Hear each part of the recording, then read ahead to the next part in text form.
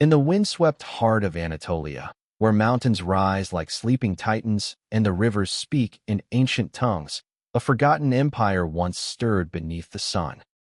The land was neither desert nor jungle, but a shifting mosaic of golden plains, craggy ridges, and cold streams coiling through cedar forests.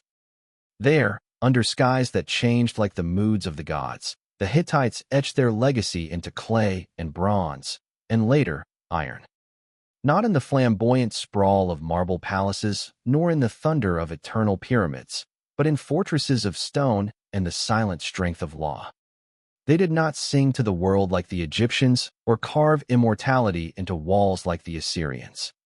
Instead, they whispered their power into tablets of cuneiform and forged destinies in hidden smithies where the first iron was born. This was an empire of priests and warriors, scribes and charioteers, who believed the gods were close and the past was never dead.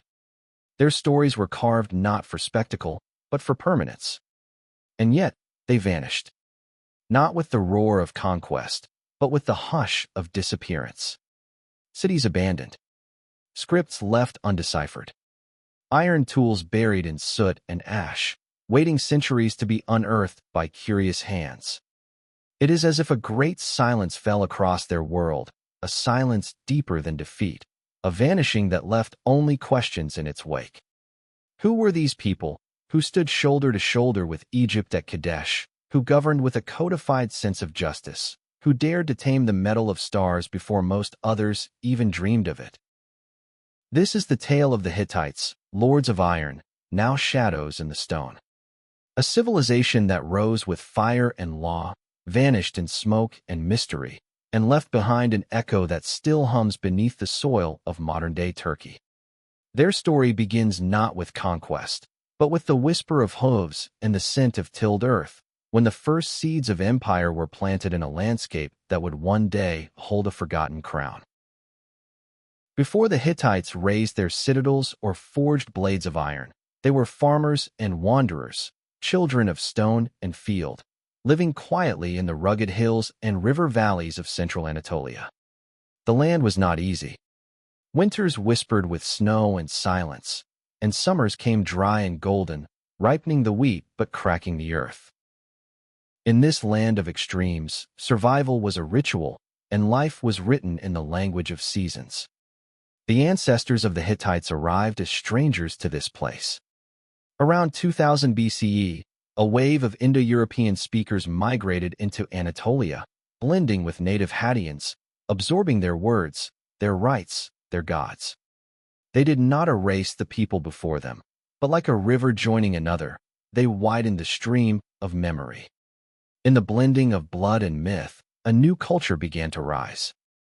The city that would become their heart had humble origins. Nestled among oak-covered ridges and stony ridgelines, Hattusa was first a small settlement, little more than clustered huts and granaries. But its position was sacred and strong.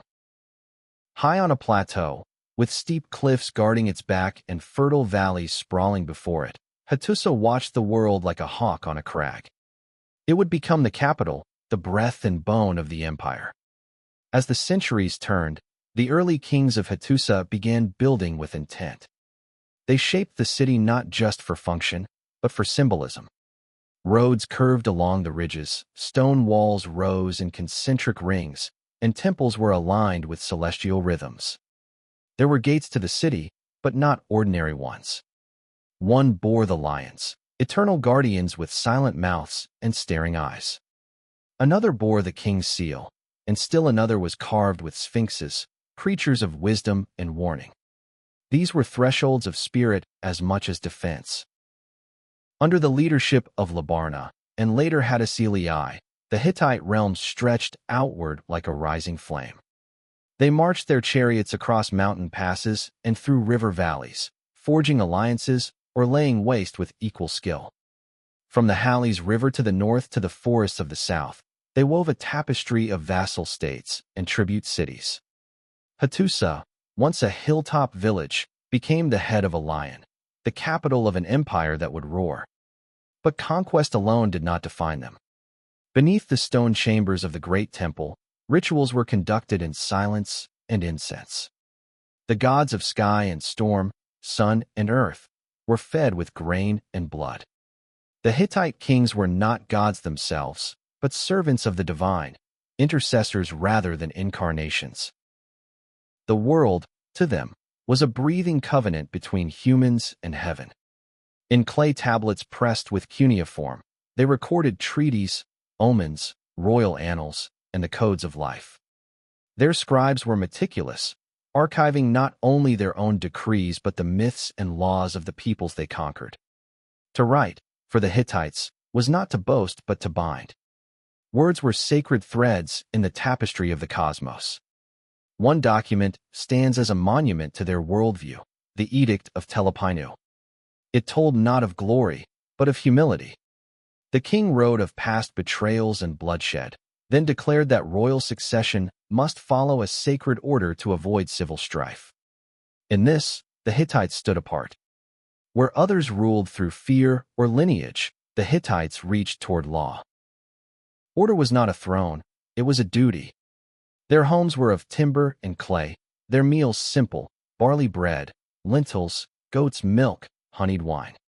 In the courtyards, women spun thread and children played with carved figurines. In the workshops, potters shaped vessels and blacksmiths beat metal in slow rhythm. Life in the empire's heart was not all war and ritual. It pulsed with the intimate breath of daily survival. And yet, always the sound of hooves echoed across the roads. For the Hittites were masters of the chariot. Two-wheeled and swift, drawn by horses bred for endurance, their chariots were the pride of their army. More than weapons, they were symbols of the king's dominion, fast as wind, precise as fate. The Hittite realm was not invulnerable. Enemies pressed from the west, and internal strife sometimes cracked the throne. But the idea of Hattusa held. Stone by stone, the capital grew into a city unlike any other. Its great walls looped like a serpent over 6 kilometers of rugged terrain. Temples bloomed within its heart like sacred flowers. Underground tunnels burrowed through the bedrock, carved by hands that trusted time more than chance.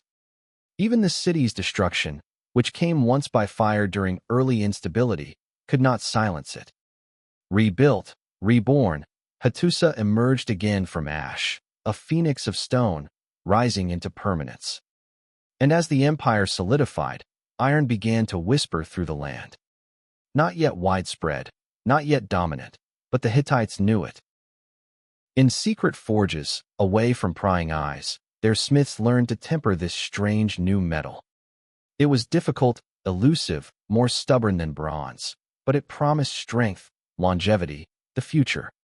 The age of iron had not yet dawned across the world, but in Hattusa, sparks had begun to fall. They were still a people of earth and storm, myth and blood. But they were no longer just a confederation of villages and rites. They were a kingdom now, legitimate, lawful, and rising. The lion had opened its eyes.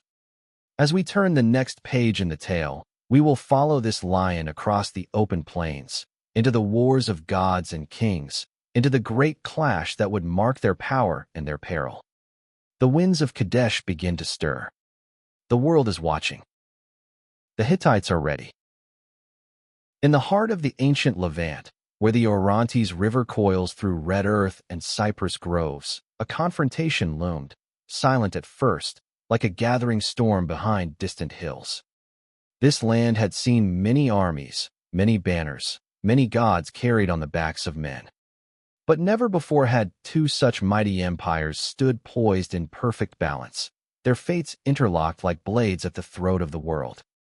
To the south, the new kingdom of Egypt, resplendent in its golden age, marched under the hawk-eyed gaze of Pharaoh Ramesses II. He was young, ambitious, and eager to carve his name deeper into eternity's stone. To the north, the empire of the Hittites, cold-blooded in strategy and rich in iron and law, prepared under the command of King Muwatalli II. 2 titans, one born of the Nile, the other of Anatolian stone, now turned toward a city that neither would surrender, Kadesh. Kadesh was more than a fortress. It was a jewel on the frontier, a pivot of trade, and a key to dominion over the lands of Syria and Canaan. Whichever empire held it would command the arteries of empire, trade routes, tribute, and prestige. But its walls would soon know a thunder of hooves and the cries of men caught between kings and destiny. In the spring of 1274 BCE, Ramesses marched northward with a grand army divided into 4 divisions: Ammonius, Ra, Ta, and Set. His soldiers marched with bronze shields and spears, and with them came scribes, priests, and heralds, their feet stirring dust that would later be pressed into myth. The pharaoh believed his enemy was far to the north. His scouts brought lies, fed by Hittite spies, clever words woven to mislead. And so Ramesses, bold and unguarded, rode ahead of his army toward Kadesh with the division of Ammonius, unaware that Muwatalli had already arrived, with over 30,000 men and 3,500 chariots hidden behind the city's hills. What followed was chaos wrapped in glory. As the Egyptian vanguard made camp beside the river, the Hittite chariots burst forth like a flood unleashed. Hooves pounded the earth with the rhythm of thunder. Dust rose in clouds that turned day to dusk. The Egyptian ranks scattered, tents overturned, men fell into the Orontes like shattered reeds. But Ramesses, cornered and furious, refused to die in exile from glory. With divine fury in his voice and sword in hand, he mounted his chariot and charged into the fray. Break time equals 0. 25s/o later accounts, engraved in temple walls and echoed in bardic chants, called it the Battle of the 10,000 Chariots. The pharaoh, they said, fought like a god possessed. But while Egyptian scribes declared victory, the truth was more fragile and far more human. For despite the king's valor and the late arrival of reinforcements from the division of Ta, the Hittite line held. The city did not fall. Muwatalli withdrew, not in defeat, but in calm calculation. Kadesh remained in Hittite hands. And Egypt, bloodied but proud, returned home not as victors, but survivors. What made this battle immortal was not its outcome, but its aftermath. For in the years that followed, diplomacy emerged from the ashes of war. Peace was forged, not through blade, but through ink pressed into clay and carved into stone. The Treaty of Kadesh, inscribed in both Hittite cuneiform and Egyptian hieroglyph, remains the oldest known international peace treaty in human history. Its text spoke of brotherhood, of gods watching over oaths, of mutual protection against future enemies. It was a contract not just between 2 kings, but between 2 ways of ruling, 2 visions of empire learning to coexist rather than collide. Today, a copy of the treaty hangs on a wall at the United Nations headquarters in New York. Few who pass it know the blood that bought its wisdom. The Hittites emerged from Kadesh not as conquerors, but as equals on the world stage. They had stood toe-to-toe with Egypt, the empire of gods and pyramids, and held their ground. They were no longer a shadowed kingdom of stone and law. They were a colossus of diplomacy, chariot, and iron. And what of Kadesh itself? Its walls were rebuilt, its markets reopened, its orchards replanted. But in memory, it became a symbol, a city where thunder had walked the earth, where kings had gambled fate, and where empires had learned to speak instead of strike. In the temples of Hattusa, priests offered sacrifices to thank the gods for survival. In the forges, blacksmiths continued shaping iron into plow and blade.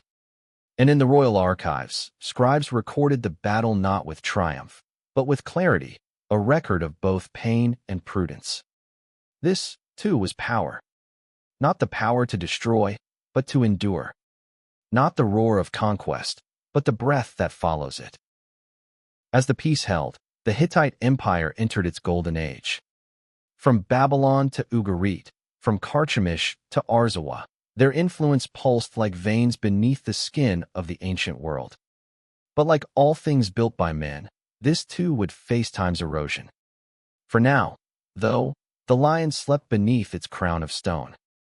And the gods, silent, watching, waited for the next breath in the saga of man. In the shadows of Anatolian mountains, where basalt veins laced through the earth like the arteries of sleeping gods, the Hittites uncovered something that shimmered darkly beneath the skin of the world. It was not gold, nor silver, nor even the beloved bronze of their age. It was something colder, harder, stranger. Iron. To the eyes of early smiths, iron was a reluctant guest in the fire. Unlike bronze, it resisted the forge's flame, refusing to flow, to mold, to bend as easily as its older cousin. It came not in ready ore, but scattered in fragments, often confused with common stone. And yet, the Hittites were not common in their curiosity. They listened to the earth the way a priest listens for omens in the wind. And in time, they learned to speak the language of iron. Iron was not new to the world, but it had never belonged to civilization. For centuries, meteoric iron, fallen from the sky like gifts from the divine, had been used in ritual blades and sacred trinkets. But the Hittites, somewhere around the 14th century BCE, began something no one else had achieved at scale: the smelting of terrestrial iron. They did not shout this discovery to the heavens. They guarded it. For they understood its value not only in war, but in mystery. To possess a metal that no other empire could work reliably was to hold a secret flame in the cold of night. In deep forges, shielded from the eyes of traders and spies, the Hittite blacksmiths worked in silence. They used bellows and furnaces, charcoal and lime, hammer and intuition. The process was delicate, maddening, half art and half divination. But they learned to coax iron from its stubborn rock, to shape it into tools, blades, and ceremonial daggers that gleamed with quiet promise. Iron was heavier than bronze, and more brittle if mishandled. But with the right heat, the right timing, it became something else entirely: stronger, sharper, more enduring. And in time, it seeped from the temples and royal workshops into the veins of the empire itself. It began not with swords, but with plowshares. Farmers tilled the soil with blades that did not bend under stone. Artisans carved with chisels that lasted a lifetime. The very tools of peace were made stronger by this buried fire. And then, slowly, deliberately, came the weapons. Iron daggers, once symbols of status, were now forged for captains and kings. Spears with iron tips pierced deeper than bronze could dream. And though bronze chariots still roared across the plains, iron crept into their bolts, their braces, their reinforcements. The Hittites did not replace bronze, they evolved it. Yet they did not export their methods. Iron remained a state secret, guarded as fiercely as any palace treasure. Foreign rulers heard whispers of it, saw it shine on the belts of emissaries, but they could not replicate it. For knowledge, like flame, must be kindled, not stolen. In their treaties and correspondence, the Hittites rarely mentioned iron by name. But in their archives, fragments of understanding remain. Lists of tribute including black metal, inventories of sacred weapons used in coronations and rituals, and vague references to blades not dulled by time. Archaeologists would one day uncover iron artifacts from Hittite ruins: daggers, arrowheads, chisels, all carbon-dated to centuries before the wider Iron Age began. These were not anomalies. They were evidence of mastery lost to time. But even as they worked metal with divine precision, the Hittites did not worship the material itself. Their devotion remained to the gods: the storm lord of Hutti, the sun goddess of Arena, the old deities of mountain and hearth. Iron was merely another breath of the divine, another gift to steward, not possess. And perhaps that humility preserved them longer than pride could have. Still, iron changed things.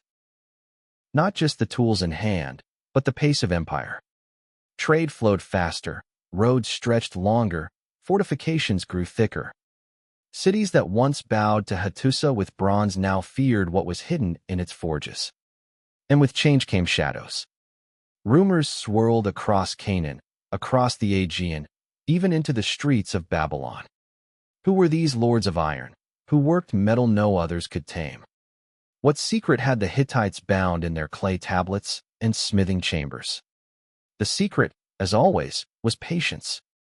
Fire teaches slowly. And in the heart of Anatolia, in cities carved from stone and governed by law, the Hittites watched as their quiet metal remade the world, one spark at a time. But even they could not foresee what iron would bring when others discovered its power. Nor could they know that their own fire, so carefully tended, would one day flicker in a wind no priest or king could halt. For now, though, the forge still burned. And the empire, veined with iron, stood strong. Stopwatch equals 1. In the deep silence of Anatolian dawns, before the markets stirred and the wheels of chariots groaned to life, the Hittites turned their faces skyward, speaking to gods older than memory. Their temples rose not in grandeur, but in reverence, blending into the rocky hills as if carved by the hands of the divine themselves. These sanctuaries were places of stillness and shadow, where the air carried the scent of burning incense and cool stone. The Hittite world was a sacred web woven between heaven and earth, gods and mortals, law and chaos. They did not worship a single deity, nor even a handful, but a vast pantheon of over 1,000 gods. So many divine names filled their records that they simply called their pantheon the 1,000 gods. In this sea of deities, some loomed larger than others. There was Tezhub, the storm god, he who rode upon thunderclouds and hurled lightning from the mountain peaks. His power surged in the thunderheads that brooded over the plateau, and his anger was measured in drought and flood.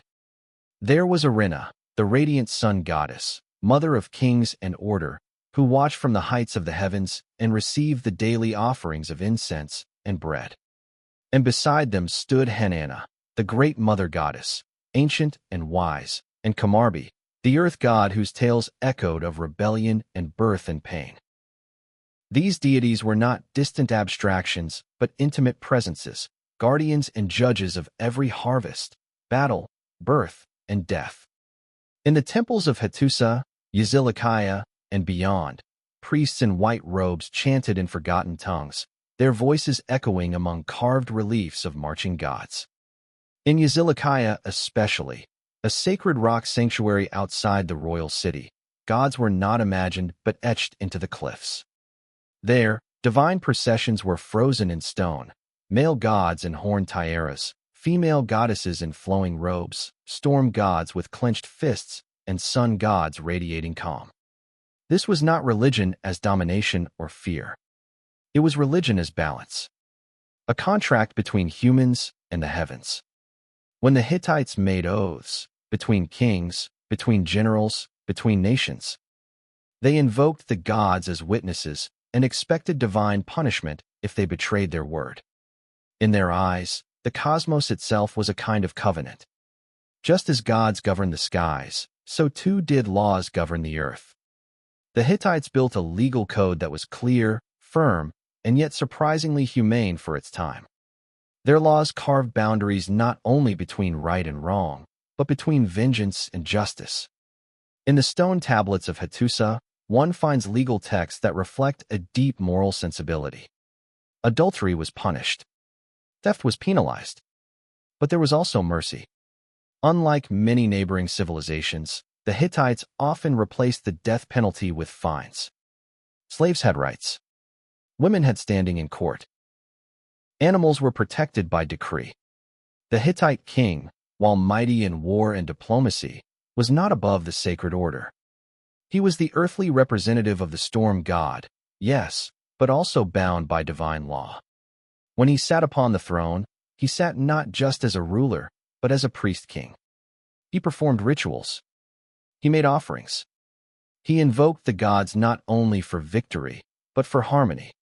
Each year, the king traveled across the kingdom in religious processions, renewing the bonds between heaven and earth, state and shrine.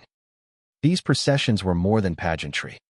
They were vital rituals that bound the people together in a shared faith that stretched back through generations. Even diplomacy bore the imprint of the sacred. Hittite treaties with foreign kings were sealed not only with ink and seal, but with sacred oaths and sacrifices. The gods were summoned as eternal witnesses, guardian spirits of peace or vengeance, depending on whether the terms were honored or broken. But the Hittites were also syncretists, absorbing foreign gods into their pantheon. When they conquered cities, they honored the local deities, sometimes even elevating them. They believed no god should be left behind. And so their spiritual world grew richer, more complex, more layered with every passing generation.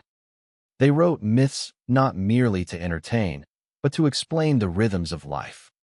Stories of gods rising and falling, of storms vanquishing dragons, of divine councils debating fate. These were mirrors of the human world. They reminded listeners that the divine realm, like the earthly one, was filled with order and chaos, with loyalty and betrayal, with birth and death. As night fell across the Hittite plateau, fires flickered in temple courtyards, and the prayers of peasants and kings alike rose into the dark. They prayed for rain, for victory, for peace. And in those moments, they were part of something eternal. Today, the gods of the Hittites have no worshippers. Their temples lie in ruin, their names echo only in stone. But the sacred code they lived by, the sense that law is divine, that power must answer to justice, that even kings bow to something greater, still resonates through time. In every society that seeks balance over tyranny, compassion over cruelty, we hear the faint echo of their laws. In every court that invokes sacred trust, we find a shadow of their faith. And thus, through sky and stone, gods and codes, the Hittites built not just an empire, but a moral architecture, one that time could weather, but not erase. As the sun rises once more over the Anatolian hills, we turn to another realm of their genius, a place where art met purpose and stone defied time. In the next chapter, we journey into the architectural soul of the Hittites and walk the sacred roads of Hattusa, the fortress of kings. It began not in a royal chamber, nor on the blood-soaked soil of battle, but deep beneath the skin of the earth. In the hidden bowels of Anatolia, where veins of metal coursed like lifeblood through ancient stone, the Hittites uncovered what would become the seed of empires. Iron. Cold, dark, and stubborn. A metal less malleable than copper, more elusive than gold. It resisted the forge, defied the hammer, and demanded from its masters a deeper wisdom. But once tamed, it would give birth to an age. Before the world had a name for it, the Hittites called it ammo. They whispered its secrets in dark rooms filled with fire and smoke, where the first blacksmiths bent their minds not just to shape, but to alchemy. These were not ordinary artisans. They were priests of the flame, guardians of a sacred art that bordered on the divine. To work iron was to touch the bones of the gods, to mold thunder into blade and plowshare. The knowledge did not spread quickly. The Hittites guarded it with the jealousy of kings and the silence of the dead. For iron was power, and power, once shared, could be lost. Hittite iron was traded sparingly, and even then, only in finished forms. The methods, the sacred rituals of smelting, the exact ratio of fire, ore, and breath, these were state secrets, kept under lock and divine protection. It was not iron alone that built their empire, but it was iron that strengthened its bones. Bronze still reigned in the arms of soldiers and in the tools of farmers. But slowly, iron bled into the arteries of Hittite life. Stronger than bronze, harder to break, it gave chariot wheels longer life and sickles sharper harvests. Even the gods received offerings of iron daggers, strange relics that would one day outlast the temples they adorned. The empire began to pivot around the forge. In Hattusa and across the satellite cities of the kingdom, smithies grew into temples of heat. The clang of hammer on anvil became the rhythm of empire. In the silence between beats, one could almost hear the hum of inevitability, the slow birth of a new world, metal by metal, blade by blade. And yet, the world beyond remained largely blind. Egypt still worshipped gold. Mycenaean Greece polished bronze to war-bright sheen. Even the Assyrians had not yet dreamed of iron chariots and iron spears. Only the Hittites, quiet in their mountains, began to understand that they were holding the future in their soot-stained hands. But iron was not just a weapon. It was philosophy. It was willpower forged into matter. It asked for more from its makers than bronze ever did. It demanded patience, ritual, and trust. It had to be coaxed, not commanded. Unlike gold, it did not yield to beauty. Unlike silver, it did not shine in the dark. Iron was honest. It broke under haste and rewarded only those who understood its heart. The iron workers were often cloaked in mystery. Some were drawn from noble families, others from priestly lineages. They kept to themselves, speaking in cryptic terms, leaving behind tablets filled with coded instructions and abstract invocations. Later civilizations would look upon these records and fail to decipher them, proof not just of a lost language, but of a lost way of thinking. In Hattusa, where stone lions stood watch and storm gods ruled the skies, the forges glowed red long after the sun had set. The city was alive with purpose. Roads rumbled with carts of charcoal and ore. Messengers traveled with coded messages about resource delivery, strategic reserves, and new alloys. Beneath it all lay the quiet revolution, the dawn of the Iron Age, kindled in secrecy, nurtured in smoke. But progress is never linear. There were failures, swords too brittle, tools that crumbled, iron that refused to purify. These setbacks were not punishments, but parables. Each mistake taught something deeper, that greatness was not inherited, but forged. One iron dagger, discovered in the tomb of an Egyptian pharaoh, would centuries later tell the story in silence. Composed not only of earthly ore but of meteorite iron, nickel-rich and heavenly in origin, it bore the Hittite touch. This was not mere metal. It was a piece of the sky, shaped by hands that understood stars and soil as one. Iron became the signature of a people who never screamed for attention. They let the future come to them, iron-hearted and resolute.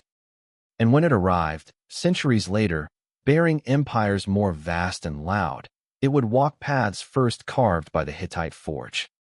Yet perhaps the deepest irony of all is this. The civilization that first whispered the secrets of iron into the world would vanish before the metal truly ruled it. They sowed a seed whose harvest they would never reap. Others would wield what they had mastered, Assyrians, Persians, Greeks. But the name of the Hittites would dissolve into myth, buried beneath the very earth they once mined. And so, their legacy is not in the empire they built, but in the metal that outlived them. Iron would carry the future on its shoulders. And in its gleam, faint and persistent, lies the reflection of forgotten kings, forgotten cities, forgotten flames. Today, when we strike a hammer to steel, when machines breathe through iron lungs, when skyscrapers stand on iron bones, we echo the silent hands of Hattusa's smiths. Men who looked into the mouth of the earth and pulled from it something eternal. A metal not just of war, but of memory. From blood and fire, the Hittites gave us iron. And though they are gone, the metal remains. The anvil still sings.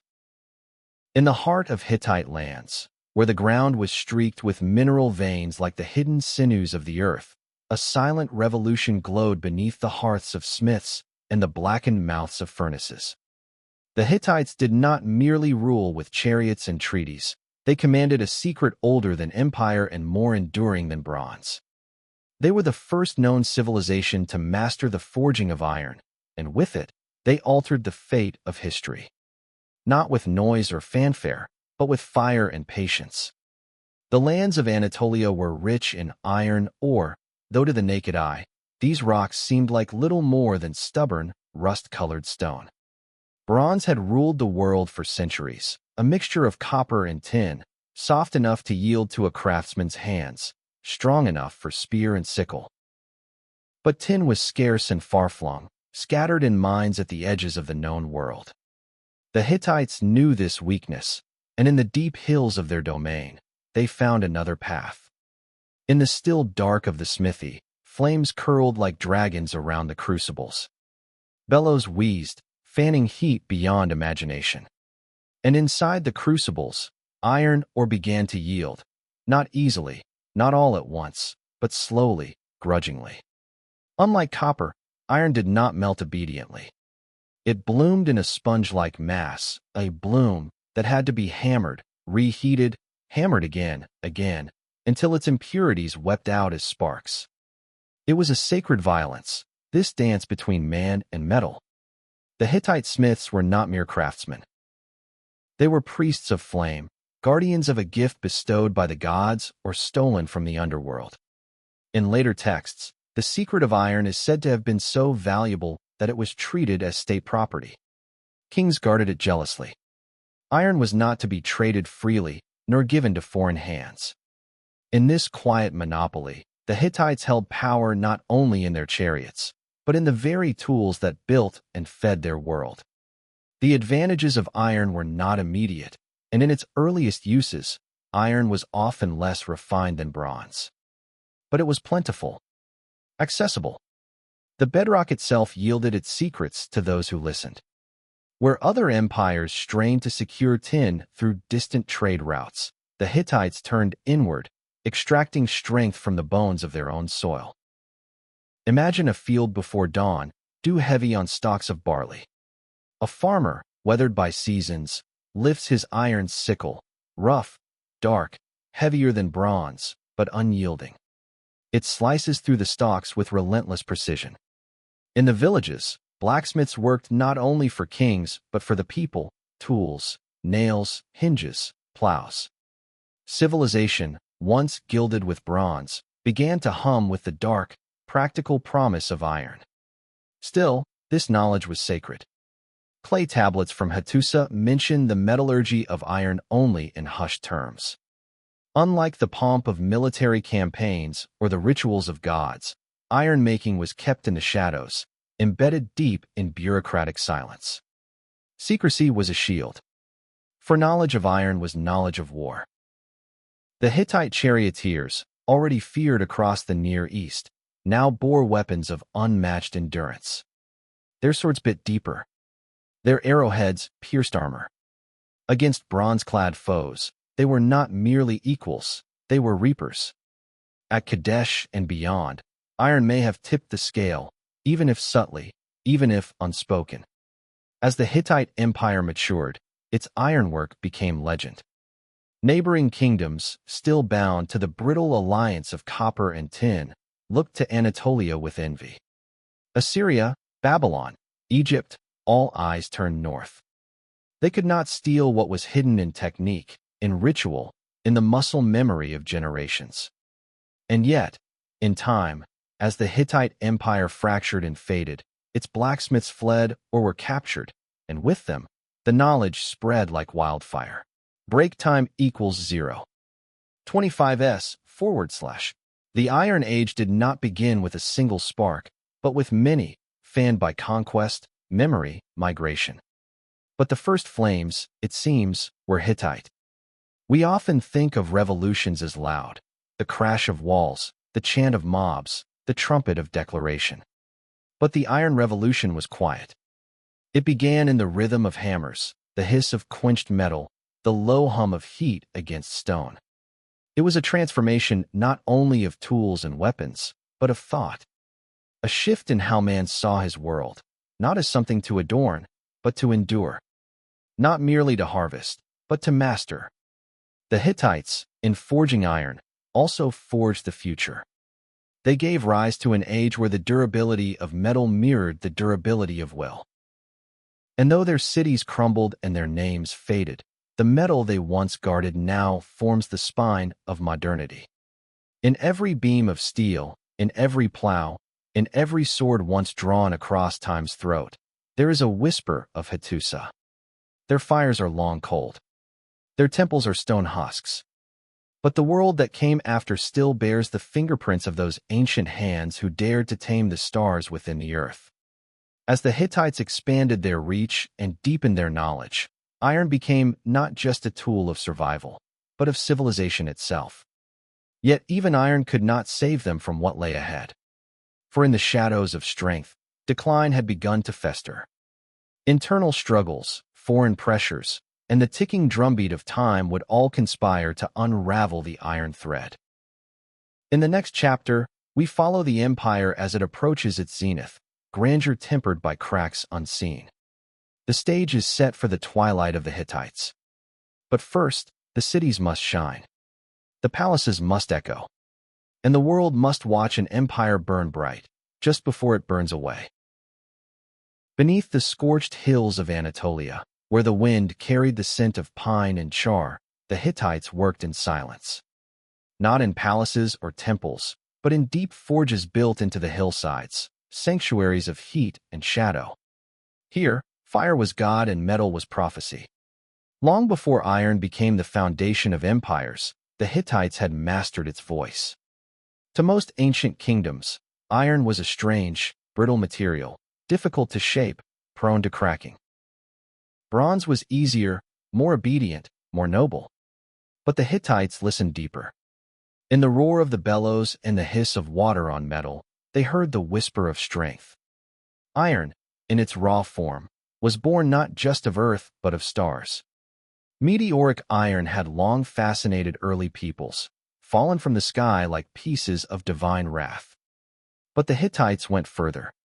They extracted ore from the veins of mountains, crushed it with stone hammers, and fed it to the sacred flames. Their process was not written, but passed down through hands and ritual.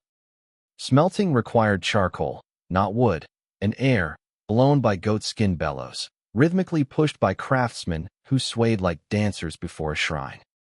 Slag rose like black foam, leaving behind a bloom of iron. Soft, spongy, and waiting for the hammer's him. What emerged was not yet steel, but it was harder than bronze. Stronger. A new language in the world of weapons and tools. With it, the Hittites forged swords that rang like thunder on the battlefield. They made plows that tore deeper into the stubborn Anatolian soil. And they held this gift in secret, as tightly as a priest holds the name of a hidden god. The knowledge was political as much as it was practical. Iron made them strong, but secrecy made them powerful. To trade in iron was to wield more than wealth. It was to control time itself. Bronze belonged to the age before, but iron belonged to the future. The Hittites, for a brief and shining moment, held the future in their fire-blackened palms. They did not mass-produce iron like later empires. Their smiths were few, their output limited. But their knowledge ran deep. So much so that after their fall, their enemies scoured their ruins not for gold, but for iron. Hittite iron was not only metal, it was myth. Even in their own writings, iron was associated with the divine. Ritual blades made of iron were used in royal ceremonies.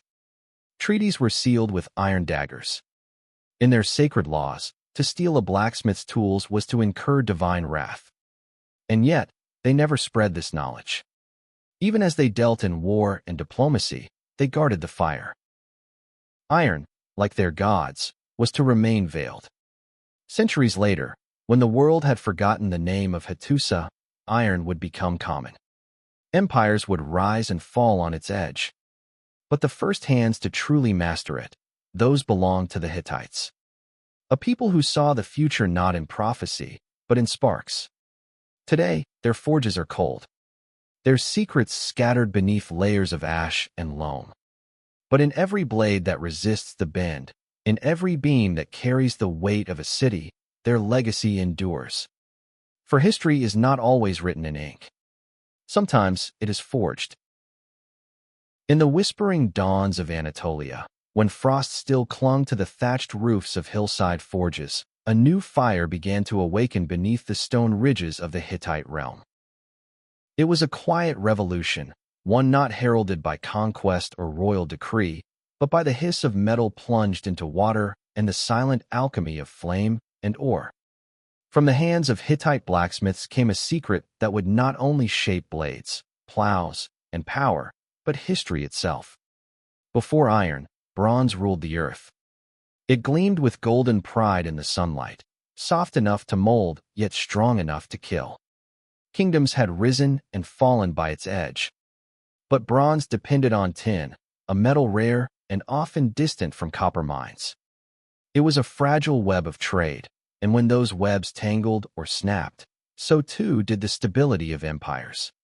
The Hittites, those silent masters of mountains and cities of stone, found a different path. Deep within the earth, in the heart of Anatolia's ancient rocks, veins of iron shimmered with unassuming promise. Unlike bronze, it was abundant. But unlike bronze, it was stubborn. Iron did not yield easily to the hammer.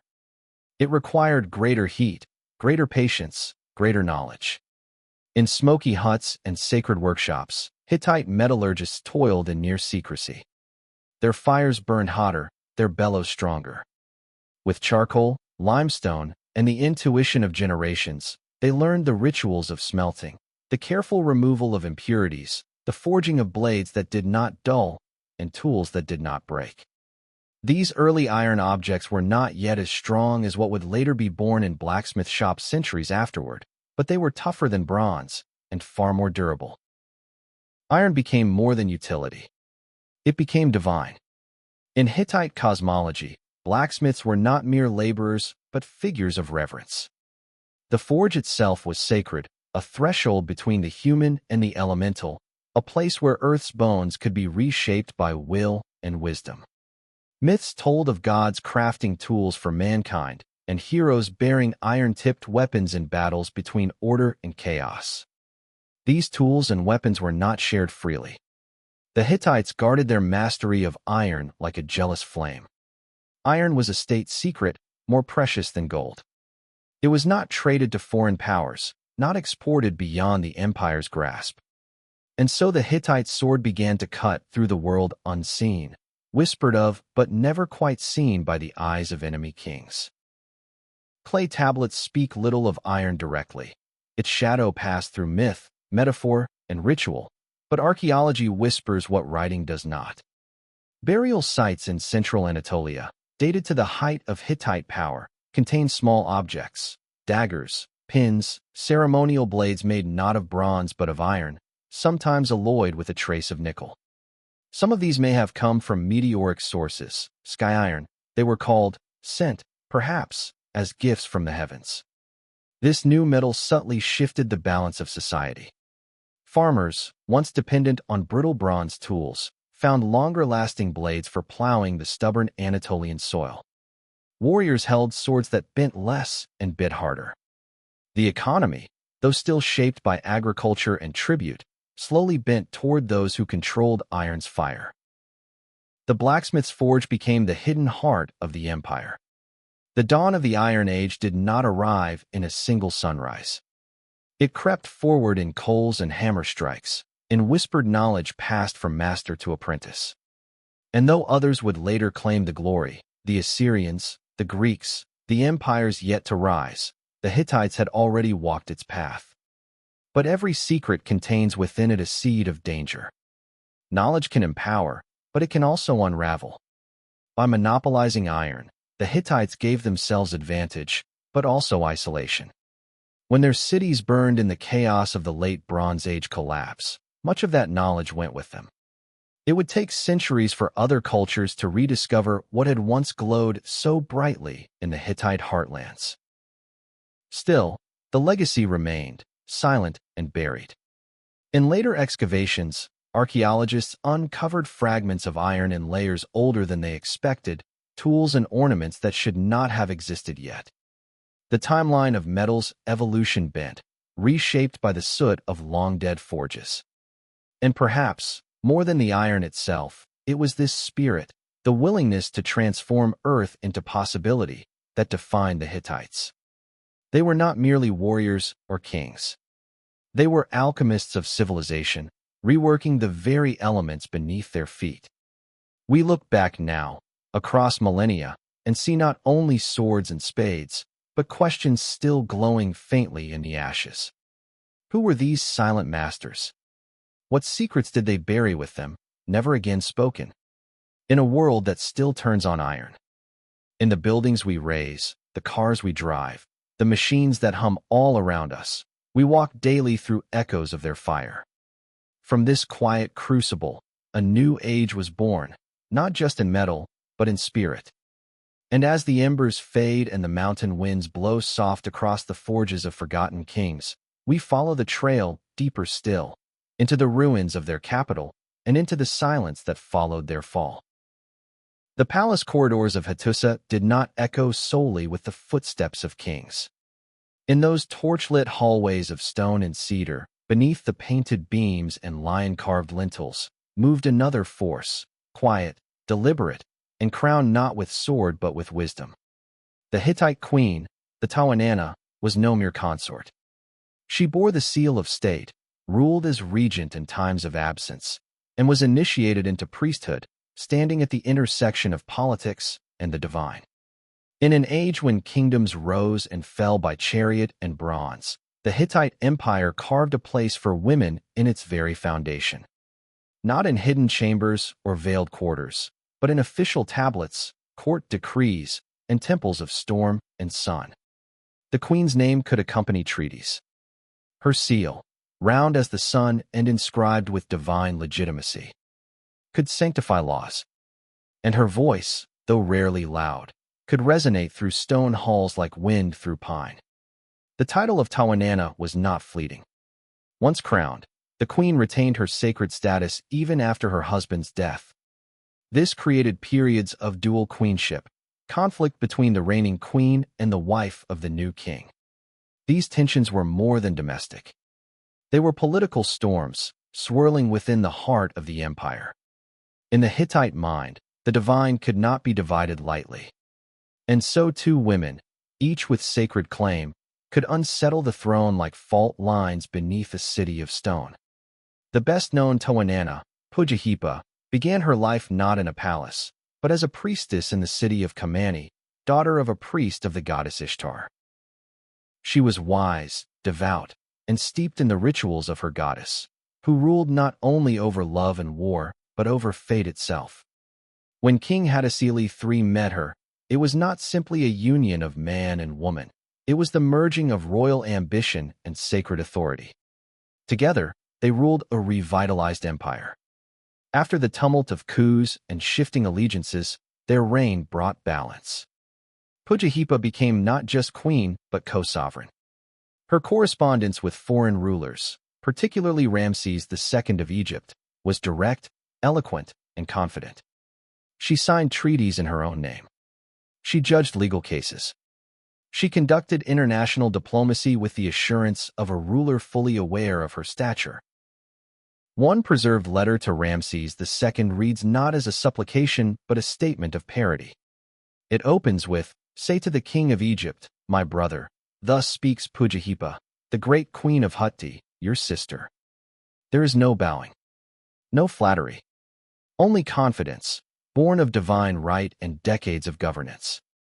But her power was not without danger. Court records hint at jealous rivals, palace intrigue, and accusations whispered behind carved doors. The more a woman ruled, the more carefully she had to walk the blade between reverence and resistance.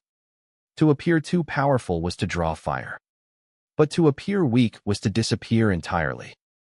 Pujahipa walked this blade for decades and did not fall. Beyond politics, the queens were also priestesses. The Tawananna was ritually married to the storm god and took part in sacred festivals and harvest rites. She invoked the gods, poured libations, oversaw purification ceremonies. Her body, in the eyes of the people, was not merely royal but sacred ground. In the inner sanctum of Yazilikiah, the great Hittite rock sanctuary, figures of gods and goddesses parade in procession across carved walls. They march toward the union of male and female divinities, where balance births harmony. In this theology, woman was not lesser. She was half the cosmos. A queen, then, was not only consort to a king, but consort to the divine. Even in death, the queens of Hutti were treated with ceremony. Their tombs were anointed with oils and chants. Priests carried their names in ritual prayers for years. The memory of a Tawananna did not fade quickly. She was buried not only in earth, but in law and legacy. Today, the name of Pujahipa survives not in monuments, but in clay. Tablets etched in her hand sit in museum drawers and archives. Her seal, delicately pressed into wax, tells of a queen who ruled with both pen and prayer. In the grand halls of ancient history, where the shadows of men loom large, the queens of Hutti stepped quietly but enduringly. They held no swords, but shaped treaties. They wore no armor, but bore the burden of empire. And when they spoke, the gods listened. In the highlands of central Anatolia, where dawn rolls gently over stone walls and cedar groves, the city of Hattusa awoke with the scent of hearth smoke and frost. It was here, in this fortress carved from cliffs and ringed by lions of granite, that a prince studied the fallibility of kings. Suppiluliuma, son of Tidhalia, was no stranger to dust nor silence. From behind stone screens and heavy curtains, he watched his father's realm totter under the burden of betrayal and passivity. The Hittite heartland was not yet a true empire. It was a fragile confederation, often tested by the ambitions of vassals and the howls of enemies on its borders. Kingdoms rose and vanished like flames on dry grass. Assyria pushed westward with the hunger of wolves. Mitanni, once a formidable foe, now limped under internal fractures. Break time equals 0. 25s, Egypt, gleaming and golden to the south, was both rival and temptation. Suppiluliuma saw not borders, but opportunities. Where others saw treaties, he envisioned conquest. Where priests urged patience, he raised armies. He seized power not in fire, but in strategy. First, he reorganized the court, sweeping away schemers, restoring order to the councils of law and grain. Then, he reformed the army, breathing life into old legions, training new recruits in iron-edged discipline. The Hittite spear no longer wavered, it pierced. To the east, the Mitanni Empire had grown weary with age. Its kings bled from internal strife, and its vassals began to lean toward Hattusa. Suppiluliuma marched not with blind fury, but with precision. He understood that diplomacy was a sword in its own right. Letters traveled ahead of him, promising protection to the rebellious and mercy to the uncertain. When resistance came, it was brief. One by one, cities fell or surrendered: Kizawatna, Carchemish, Aleppo. In each, Suppiluliuma installed loyal governors, often his own sons. Empire, he knew, was not just land. It was loyalty, sealed in blood and fear. His conquests stitched together a corridor from Anatolia to the gates of Canaan. Trade flourished. Horses and chariots thundered across fresh roads. Hittite scribes recorded treaties on tablets that still whisper across millennia. And then there was Egypt. During the reign of Pharaoh Akhenaten, a king more obsessed with sun gods than statecraft, Egypt's hold over its northern territories weakened. Vassal states cried out to Pharaoh for aid, but Hattusa moved faster than the Nile. Suppiluliuma's forces claimed the loyalty of these lands. He did not invade Egypt directly. He simply took what it no longer guarded. And yet, history's strangest turn came not by sword, but by scroll. A letter arrived in Hattusa from Egypt, bearing a plea soaked in grief. It came from Enkesenamen, the widow of the boy king Tutankhamun. She asked Suppiluliuma to send her a son, to be her husband and pharaoh. "I will not take a servant," she wrote, "but only a prince." Never before had a queen of Egypt requested a foreign prince. Suppiluliuma hesitated, suspecting a trap. But eventually, he sent Sananza, his son. The boy never arrived. Somewhere in Syria, he was slain, murdered, likely, by Egyptian factions opposed to the Union. The Sun King burned with fury. In retaliation, he unleashed his armies against Egyptian-held lands, shattering defenses, seizing territory, and enslaving thousands. Yet from these captives came tragedy. Among the prisoners was plague. The disease spread like shadow through the Hittite heartland. Cities dimmed, temples emptied, and even the royal house could not escape.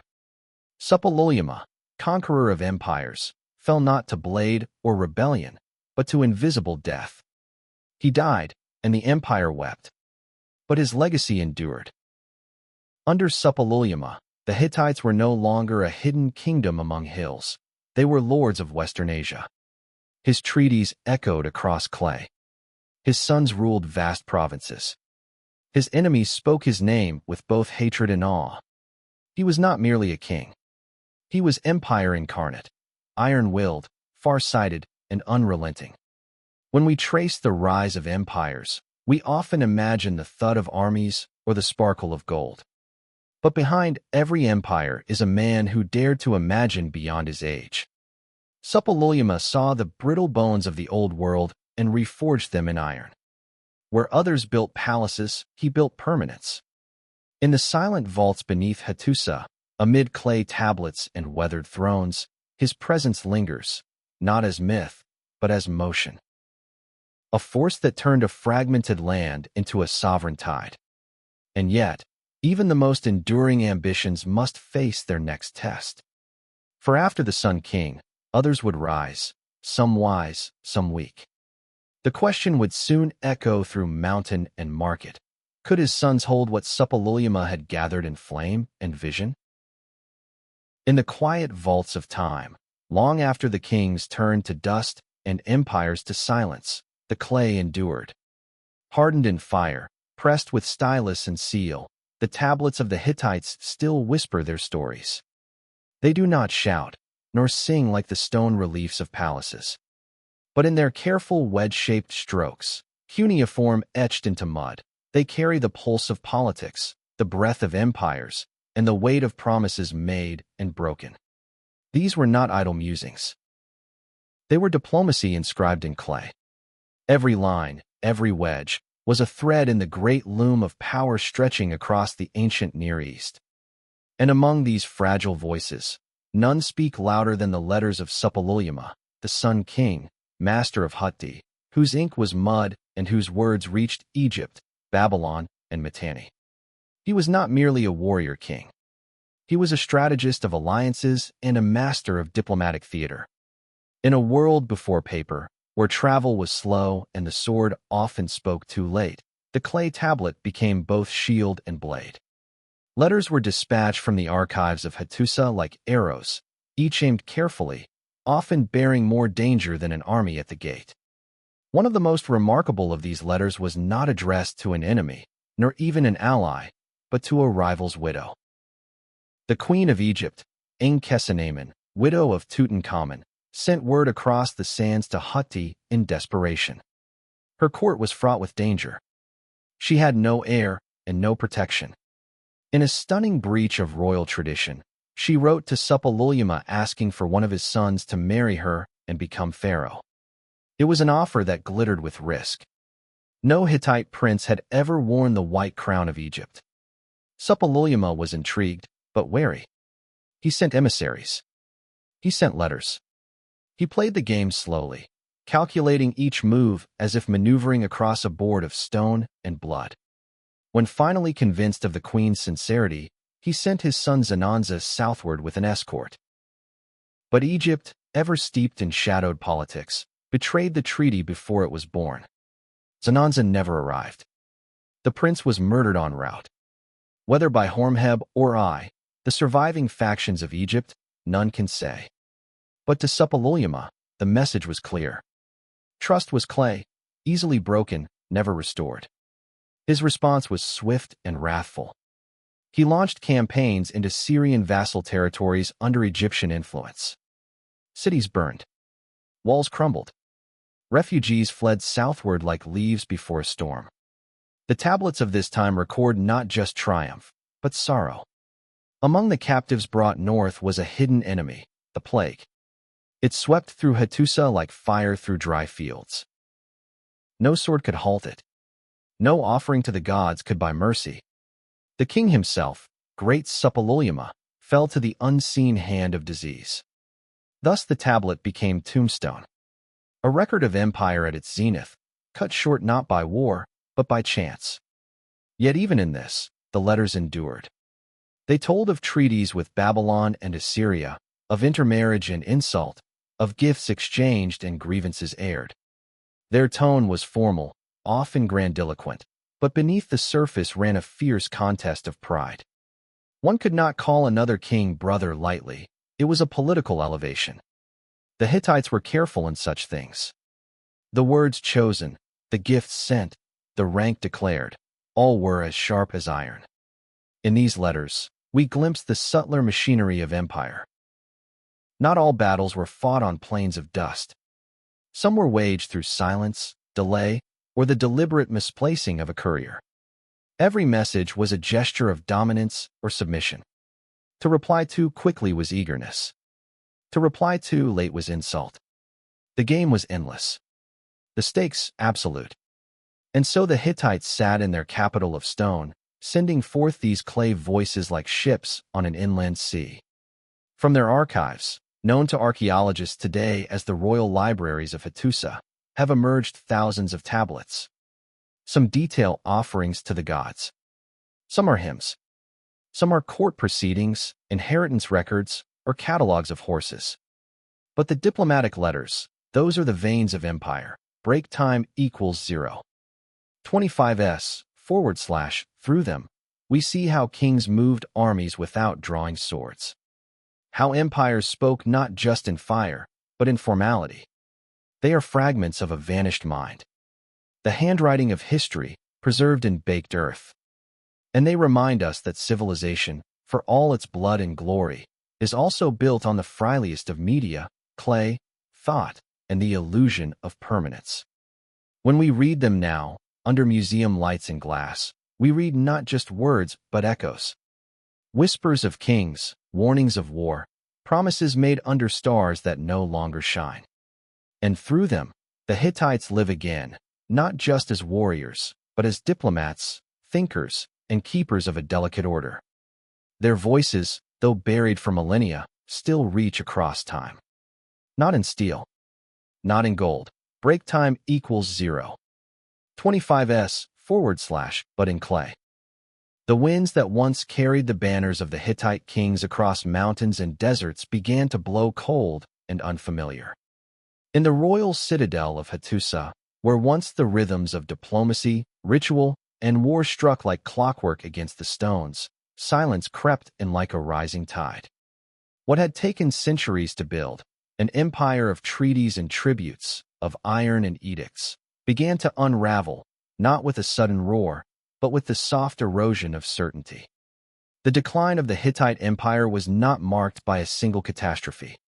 It came as a sequence of shadows, each one darker than the last. In the final decades of the 13th century BCE, the lands once ruled from Hattusa faced drought. Crops failed in the sun-seared valleys, and famine licked at the doors of even noble estates. Granaries, once full, were now hollowed out, and the land's patience wore thin. In desperate seasons, priests offered sacrifices, burnt incense to the storm god, and recited ancient prayers etched in stone. But the skies gave no rain. In the east, the Assyrians had grown strong.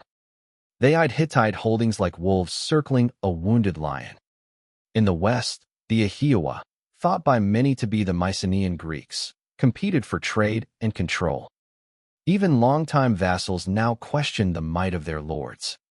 But no threat was as insidious or as mysterious as the one that came by sea. They were never named in Hittite records with clarity, but their presence is carved into history with fire.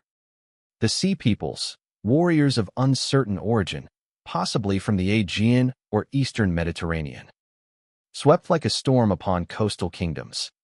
With no warning, they sacked ports, set fire to harbors, and destroyed fleets. Some of these raiders reached Hittite shores. They bypassed fortified cities and struck where the empire was weakest, its supply lines, its outposts, its trade. The rhythm of imperial control began to fracture. In the court of the last great king, Suppiluliuma II, not to be confused with his mighty grandfather, fear mingled with ritual. Tablets still tell us he tried to fight back. He led campaigns in the Levant, trying to regain control of vassals like Ugarit. But Ugarit too would fall, its letters crying out for help never reaching the throne in time. The empire's pulse began to slow. Roads once patrolled by royal messengers grew quiet. Clay tablets remained undelivered. Even the great capital, Hattusa, built in layers of stone, guarded by lions, crowned with temples, began to empty. No one knows for sure what happened to it in the final hour. Perhaps it was abandoned by the last generation of priests and scribes, fleeing a city no longer protected by divine favor. Or perhaps it fell to fire, raised by invaders or rebels. When archaeologists uncovered Hattusa centuries later, they found no royal bodies in state. No signs of a dramatic last stand. Just layers of ash, collapsed timbers, and the echo of power dissolved.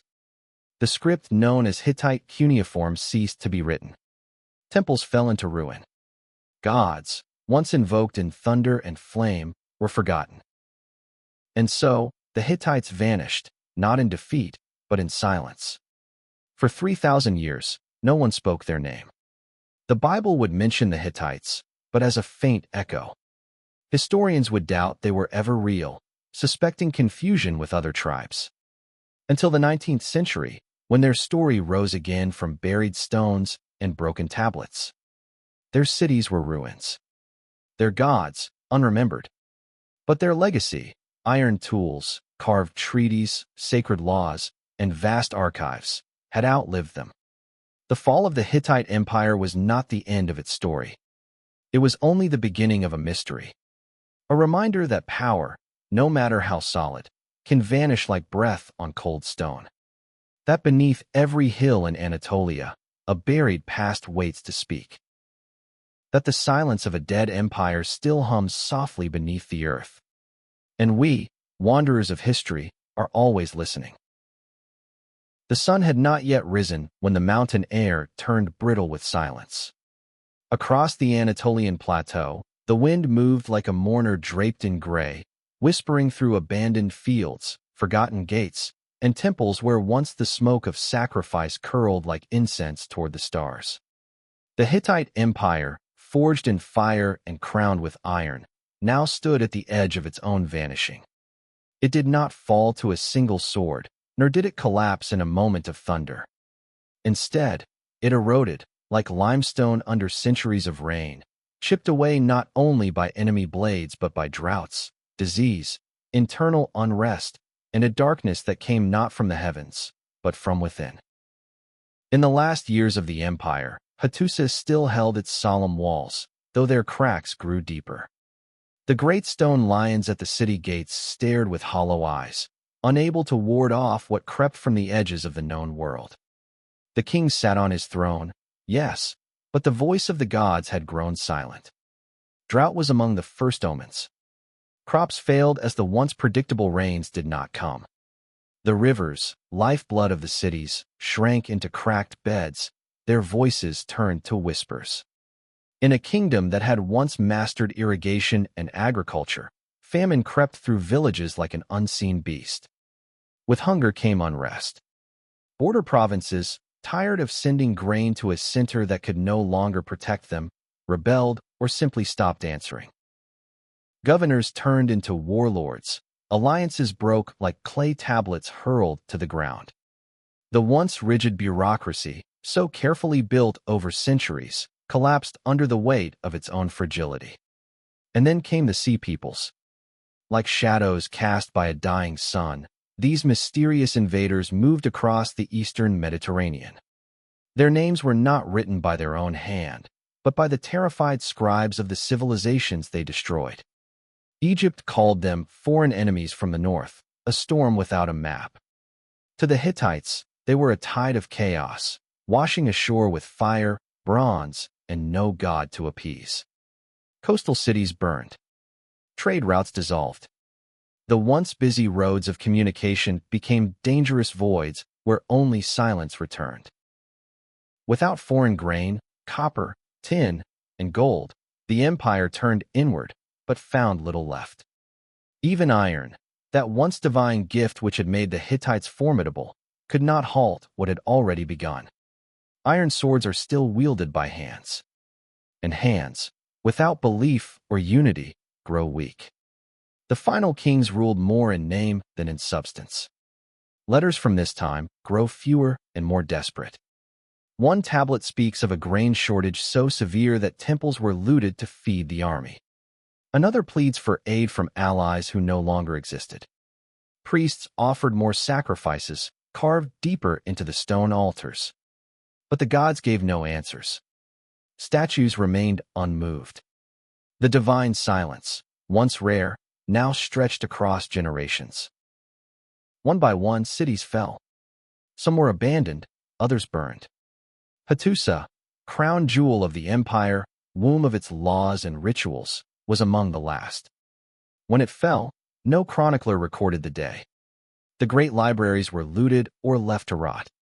Clay tablets crumbled beneath centuries of soil. Its name, once known across lands, vanished into the mists of myth. And yet, the memory lingered. In Egyptian records, the Hittites remain rivals, allies, and once foes at Kadesh. In Assyrian chronicles, echoes of their power still flicker in descriptions of fallen cities. In scattered tablets uncovered centuries later, names like Suppiluliuma and Mursili rise again from dust. But for millennia, the world forgot. Their script was unreadable. Their language lost. Their cities buried. The very iron that had once raised them became common across lands that never knew their name. It is a haunting truth of history. What seems invincible today can become invisible tomorrow. The Hittites built temples of law, cities of stone, and empires of iron. Yet none of it could save them from the tide of collapse. Their fall was not a single blow, but a slow forgetting. Not a scream, but a sigh. A great civilization, unburied only by the patient hands of archaeologists centuries later. And so we reflect, what truly remains when kingdoms fall? Is it the iron they forged? The stones they carved? Or is it the echoes? Carried in myth, in memory, and in the silent awe of those who walk their ruins?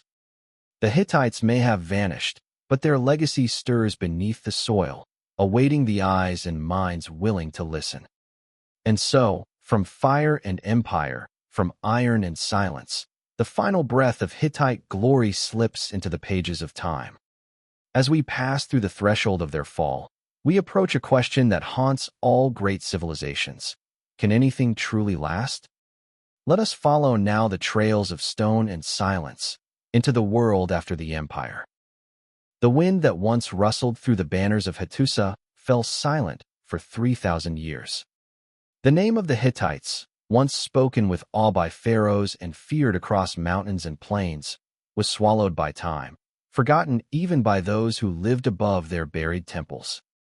Their gods faded. Their cities vanished. Only the earth remembered. For centuries, no scholar could say who had stood against Ramses II at Kadesh. The great treaty carved in stone in Egyptian temples named them, but only in passing. Their capital was lost. Their language, indecipherable. Their empire, a ghost in the pages of others' glory. In the ruins of history, the Hittites became shadows, half-remembered beings from the mists of myth. And then, one day, the stones began to speak again. It began not with kings, but with peasants. Shepherds who stumbled upon stones carved with strange figures, buried deep in the hills of central Anatolia. Massive blocks, weathered by millennia, yet still inscribed with lions, warriors, and symbols no one could read. In the late 19th century, whispers of a forgotten people stirred the curiosity of European explorers. One name would change everything: Hattusa. In 1834, French traveler Charles Texier wandered into the ruins of Bagaskoy. What he saw stunned him: cyclopean walls, monumental gateways, and massive lion statues guarding a city long crumbled. Yet no ancient map marked this place. No Roman chronicler had spoken of it. He wrote simply, "I found a city." But it would take decades before the city would reveal its name. The real breakthrough came with the spade. In the early 20th century, German archaeologists began systematic excavation. Under layers of dust and collapsed stone, they uncovered not just buildings, but archives. Thousands of clay tablets, some shattered, others perfectly preserved, lay dormant in the palace storerooms. In cuneiform, but not in Akkadian. A new language whispered from the clay. It was the moment the Hittites began to rise again. Scholars worked feverishly to decipher this unknown tongue. Stopwatch equals 0.25s in 1915. Czech linguist Bedřich Hrozný cracked the code. He stared at a phrase, Nu Ninduan Ezatini, and realized it bore echoes of Indo-European roots. Now you eat bread, it said. A simple sentence, yet it opened a forgotten world. The Hittite language, the oldest known Indo-European tongue, had returned from silence. With each tablet translated, history shifted. The Hittites were no mere tribal kingdom. They were an empire. They had battled Egypt, sacked Babylon, and ruled from the Aegean to the Euphrates. Their treaties, laws, myths, and prayers emerged from the dust like embers from a dying fire, still warm. Archaeologists uncovered the great temple of Hattusa. The stone foundations still whispered of gods like Tarhunt and Arina. Pathways led to ceremonial halls, altars, and storage rooms that once held sacred oils and food for the divine. Nearby, a vast complex of archives. The equivalent of a royal library, testified to a bureaucracy as intricate as Egypt's. The Hittites had not only ruled, but had remembered, recorded, and organized with staggering precision. Perhaps most astonishing was the discovery of their peace treaty with Egypt. A clay copy of the Kadesh Treaty, signed by Ramses II and Hattusili III, was found in Hattusa's archives. Identical to the Egyptian version carved on the walls of Karnak, it remains the oldest known international peace treaty. A copy now hangs in the United Nations headquarters, a message from the ancient world to our fragile present. Yet even as stone by stone their legacy returned, the Hittites remained elusive. Their art was both stiff and expressive. Their gods, both foreign and familiar. Their faces still missing. Unlike Egypt, they left no grand statues of kings, no wall paintings of daily life. Much of what we know, we guess. Their spirit lives not in gold, but in clay and stone. The rediscovery of the Hittites rewrote history. Before the 20th century, the Bronze Age was seen through the eyes of Egypt and Mesopotamia. Now, a third power took its rightful place among the giants. The Hittites were not only warriors, but lawmakers, diplomats, and theologians. They had balanced conquest with negotiation, steel with sacred law. And yet, the silence remains. For all our knowledge, there is no Hittite epic like the Iliad. No biography like that of Tutankhamun. Only fragments, names, inventories, and rituals. The Hittites spoke through tablets, not songs. Their story is a mosaic of stone and absence. But there is beauty in ruins. In the quiet majesty of Lion Gate, in the tunnels beneath the citadel, in the slabs etched with gods long unfed by prayer. To walk through Hattusa today is to feel time breathe. Not just as a past, but as a presence. The Hittites, buried under centuries of silence, have risen. Not as conquerors, but as teachers. In their laws, we see echoes of justice. In their treaties, a yearning for peace. In their worship, the same awe that still lifts our gaze to the sky. Empires crumble, but memory endures. As the sun sets over the dry ridges of Bagaskoi, it casts long shadows over stone foundations and forgotten roads.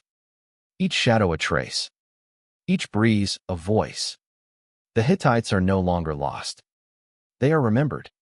And in that remembrance, they live. Long after the last ember of their empire faded beneath the ash of forgotten time, the Hittites whispered still, not in words, but in the silent inheritance they left behind. Through stone, metal, and myth, their presence lingers in the bones of civilization. Though no longer feared as warriors nor revered as kings, the Hittites became something greater, an echo woven into the structure of the world they helped shape. It begins with iron. That unassuming metal, darker and colder than bronze, was once the secret treasure of Hattusa. Long before others knew how to tame its hardness, the Hittites smelted it in earthbound forges, mixing or with fire and knowledge. The Iron Age did not begin with proclamations, but with quiet revolutions, blacksmiths in the Anatolian highlands hammering out the future. Iron is not only stronger than bronze, it is more democratic. It does not require the tin trade routes that made bronze the metal of elites. With iron, tools could be forged by common hands, swords could arm entire militias, and plows could carve through stony soils, unlocking fields once thought infertile. Iron gave rise to nations and fed the ambitions of empires unborn. And it was the Hittites who passed it on, perhaps not willingly, but inevitably. As their empire crumbled, the artisans and smiths, displaced and scattered, carried their secret with them into foreign lands. Assyria, Urartu, Phrygia, all would soon beat iron against anvils, but the first spark glowed in Hattusa. Their legacy is also etched in clay, in cuneiform script pressed into thousands of tablets, unearthed centuries later in the ruins of their once great capital. These tablets, dry and cracked, bear witness to everything from diplomatic treaties to medical prescriptions, contracts to courtship spells. In them, we hear the daily rhythm of a lost world. Among the most significant of these records is the Treaty of Kadesh, the world's oldest known international peace agreement. Carved into stone and echoed in Egyptian hieroglyphs, it stood as a promise between two ancient titans, Hutti and Egypt, that war would give way to cooperation. This precedent would ripple across the centuries, down through the halls of later diplomacy. Their legal codes, too, whisper to us across time. Unlike the harsh retribution of Hammurabi's laws, Hittite justice often favored restitution over vengeance. They considered intent, circumstance, and community, painting a picture of governance that strove for balance more than fear. This moderation spoke to a belief that law was not merely an extension of royal will, but a sacred trust between the governed and their gods. Their gods, vast and numerous, were not erased with the fall of their temples. Some were adopted, transformed, or reinterpreted into the mythologies of others. The storm god of Hutti found echoes in Zeus and Baal. The Hittites had formed a bridge between Mesopotamia and the Aegean, a channel through which ideas, beliefs, and stories flowed like rivers of thought. Hittite architecture also left silent imprints. The gates of Hattusa, adorned with lions and sphinxes, inspired later fortifications. Their planning of urban centers, zoned for administration, religion, and industry, set precedents in the design of structured cities. Even their dam building and water management systems left clues that would be rediscovered and re-emulated by engineers long after. But perhaps the Hittites' greatest legacy is how they shaped the idea of civilization in motion. They were a people not content to remain bound by geography or ethnicity. They assimilated gods, tongues, and customs into their fold. They spoke an Indo-European language but governed through a patchwork of dialects. Their pluralism, deliberate or circumstantial, was a precursor to the empires that would come later, empires built not on sameness but on structure. And though they vanished from history's memory for millennia, their story resurfaced in stone and silence. When the first archaeologists stumbled upon the massive ruins of Hattusa in the 19th century, they thought they'd found a lost myth. But what they had found was history, waiting patiently beneath the Anatolian dust. The Hittites remind us that influence is not always loud. Sometimes, the most lasting changes are born in the quiet margins, in forges, in tablets, in treaties written in symbols nearly forgotten. Civilization is a mosaic made not only by its most famous empires, but by the vanished hands that shaped its foundation. In their absence, the Hittites teach us about the fragility of permanence. Even a civilization of iron can crumble. Even kings who spoke with gods can be buried without memory. But ideas, iron, diplomacy, justice, story, endure. So when we look upon the old stones of Hattusa or trace the strange characters of their undeciphered scripts, we do more than study a dead civilization. We touch the seed of what we have become. We honor the builders of bridges, between peoples, between epochs, between the known and the lost. Their legacy does not lie in a single monument or dynasty. It lies in the continuum of civilization. The iron in our tools, the diplomacy in our politics, the law in our justice. These are the real tombs of the Hittites. Living, not in stone, but in continuity. In the end, the Hittites taught us that greatness does not always survive in name, but in influence. It echoes forever. Beneath the dust, under forgotten skies, among broken gates and crumbled walls, they endure. Not as phantoms of the past, but as silent architects of the world we live in. The Hittites are no longer with us. Their voices are silent, their cities now bones beneath the soil. But in stone tablets and shattered walls, in forgotten treaties and weather-worn reliefs, they still whisper. They whisper of a people who forged empire not in gold, but in law. Not in legend, but in iron. They remind us that power, like the sun, rises and falls. That even the greatest names, Muwatalli, Suppiluliuma, Hattusili, may one day be covered by centuries of silence. And yet, in that silence, there is still meaning. Still a story worth telling. Still the echo of a people who once stood between gods and kings, between Egypt and Babylon, between myth and history. Thank you for walking this long path into the ancient hills of Anatolia. May the memory of the Hittites remind us how fragile memory is, and how vital it is to remember. Until the next forgotten empire, lost beneath the dust. Until the next story.